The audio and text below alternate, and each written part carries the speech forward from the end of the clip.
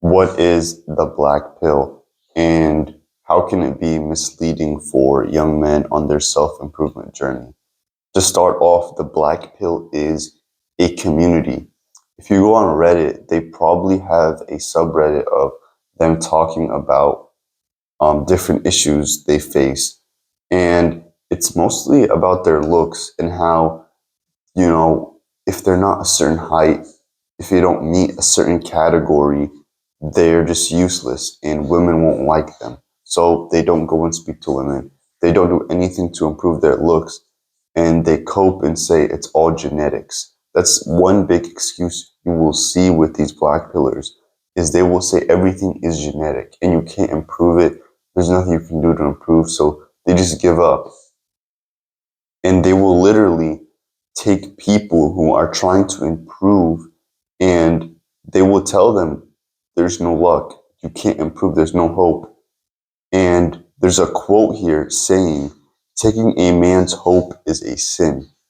And this is very true because once you take away something that someone can change, but you convince them otherwise, they're just going to remain in the same place forever and they're going to be brainwashed with that fact.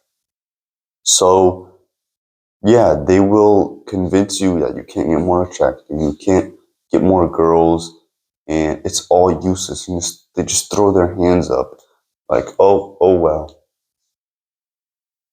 Then this whole looks maxing thing came about. And if you don't even know what looks maxing is, you're probably living under a rock. But looks maxing is basically where you try to improve your looks as much as you can, maximizing that.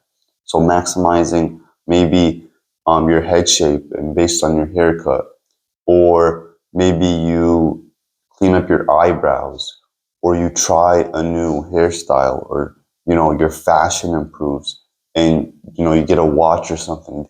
These are things that you can do to improve your looks.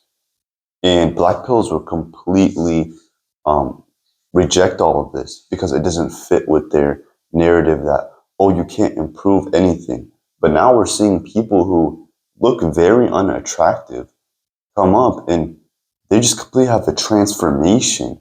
I mean, it's crazy how quickly someone can change when they just put in a few simple steps to improving their looks. Like, for example, if you have acne, like quitting sugar for 30 days. Most people have quit sugar and then their acne goes away. So there is a way to improve. You can improve. It's just now these black pillars are brainwashing people that you can't.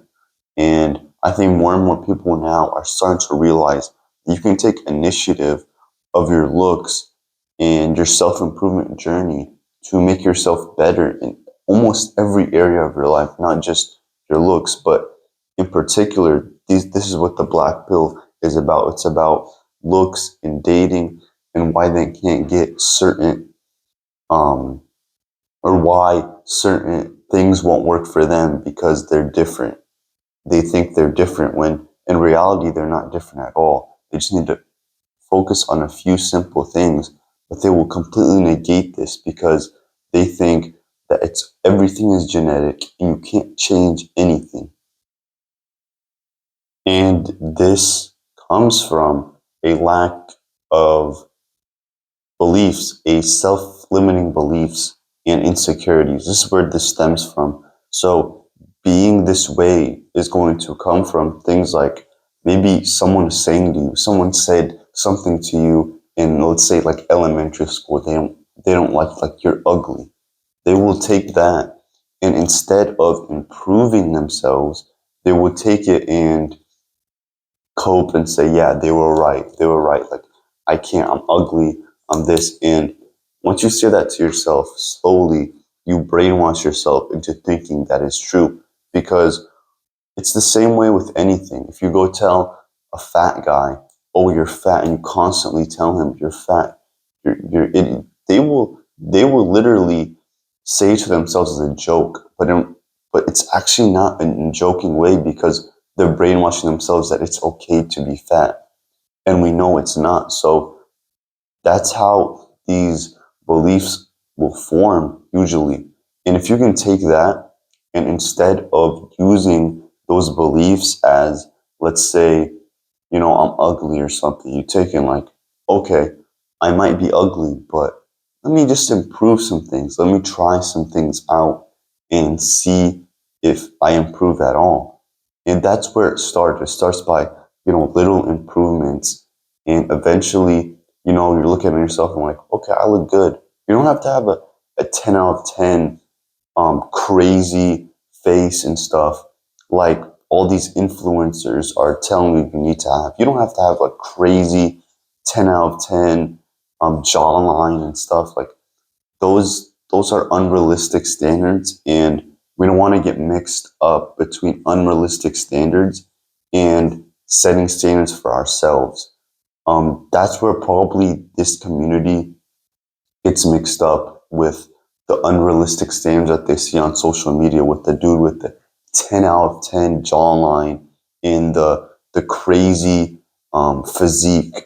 Like that stuff is probably not reasonable for the average person, because usually these people are taking some sort of performance enhancing drug, or they're actually it does play a role in genetics, how, maybe their jawline looks or their face is, but that's not the whole picture. So we don't want to get that mixed up with actually like maximizing your potential for looking good. I hope you can take this advice and actually use it and not fall for the black pillars that will convince you, because it's so easy to be convinced by these people. Even for a while, I was probably convinced because I was listening to these people and like they're very convincing. They're very convincing, and you start to actually believe them once you listen to them. Like, yeah, maybe I'm just meant to be this way, but you're not. You just think that you're meant to be that way, but you're actually not. And they will try to put that into your head. Thank you guys for watching. I'll see you in the next one.